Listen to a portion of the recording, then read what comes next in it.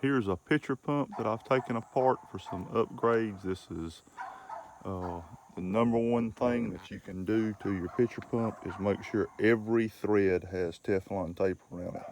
Not because you're worried about a leak, but because you're worried about those threads corroding and you not being able to undo them.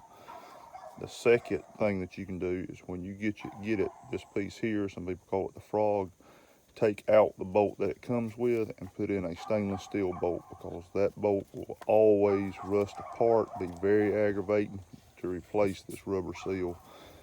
So every bolt, if you'll wrap with Teflon tape, and then the next time you have to take it apart, you can get into it a lot easier. This piece is very soft metal. It's very, very hard to get apart when it's corroded. This particular pump's been together about 2 years. I had Teflon tape in it. I was able to twist it apart with my hands.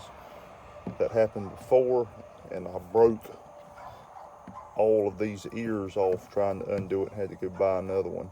So without a doubt, make sure you put some type of thread putty or Teflon tape between every thread that you got on these pitcher pumps. If you ever want to take it back apart to work on it to fix it again, it makes life so much easier. That is a huge upgrade. Does it take $2 and 10 minutes? There you go.